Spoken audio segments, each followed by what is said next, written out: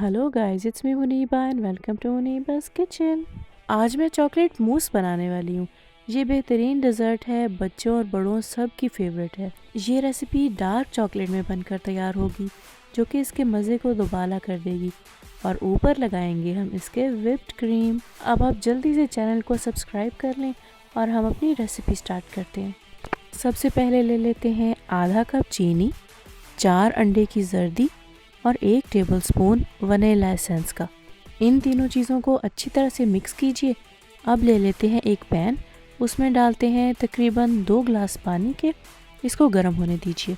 जब ये अच्छी तरह से गर्म हो जाए तो अपने मिक्सचर वाला बोल इसके ऊपर रख दीजिए और आहिस्ता आहिस्ता से हिलाते जाइए। और हमने ये पानी वाला सॉस पैन नीचे क्यों रखा है, ताकि जैसे जैसे पानी बॉयल होता जाएगा हमारे मिक्सचर को चारों तरफ से इक्वल हीट मिलेगी। अगर हम इस मिक्सचर को डायरेक्ट पैन में पकाना शुरू कर देंगे तो अंडे की जर्दी होने की वजह से ये छोटी छोटी गुठलियों में तकसीम हो जाएगा और ये मिक्सचर लिक्विड फॉर्म में नहीं रह पाएगा। तो 8 से 10 मिनट तक इसे हिलाते जाएंगे जब तक कि मिक्सचर थिक ना हो जाए। और जब आप हाथ लगा के देखेंगे कि इसकी चीनी अच्छी तरह से डिज़ोल्व हो चुकी है। अब इस बॉल को रखते हैं एक साइड पे और एक और बॉल ले लेते हैं उसी तरह का और डाल लेते हैं इसमें 2 चॉकलेट के बार। ये बनते हैं तकरीबन 100 आउंसेस। अब ले लेते हैं आधा कप कॉफ़ी का, इसमें ऐड कर दीजिए और इसे मेल्ट होने दीजिए। नेक्स्ट ले लेते हैं आधा कप बटर का।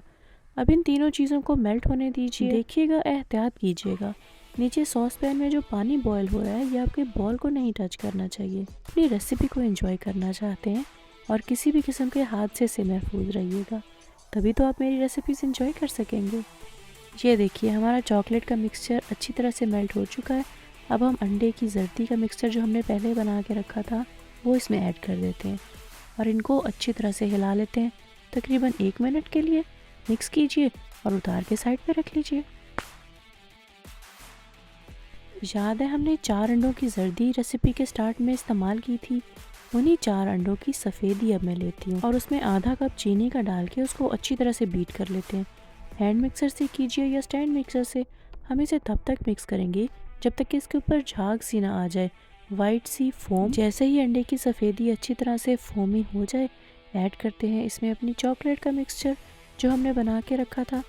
इसे अच्छी तरह से मिक्स कीजिए और जैसे ही ये यकजान हो जाए इसे अपने छोटे छोटे सर्विंग बॉल्स में डाल के फ्रिज में रख दीजिए, कम से कम 3 घंटे के लिए और ज़्यादा से ज़्यादा 1 दिन के लिए।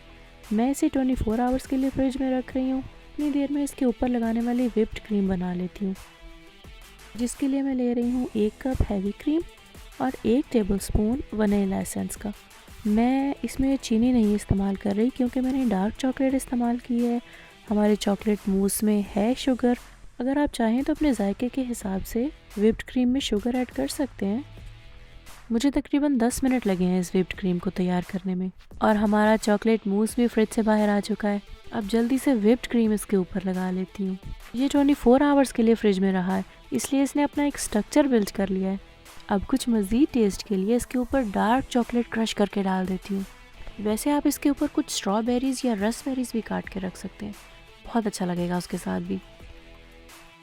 अब आ जाते हैं इसके टेस्ट की तरफ और मैं नहीं बता सकती ये कैसा बना है, इसके लिए आपको इसे खुद ट्राई करना पड़ेगा। डार्क चॉकलेट का अलग टेस्ट और व्हिप्ड क्रीम का अपना टेस्ट। ये रेसिपी 8 से 10 सर्विंग्स के हिसाब से मैंने आपको बताई है। अगर आपको ज़्यादा चाहिए हो तो आप इसको डबल कर लीजिएगा।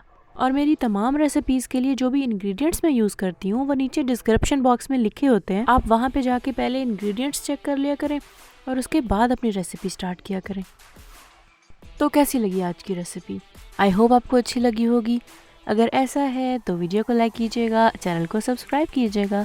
मिलती हूँ आपसे नेक्स्ट रेसिपी के साथ। Bye bye.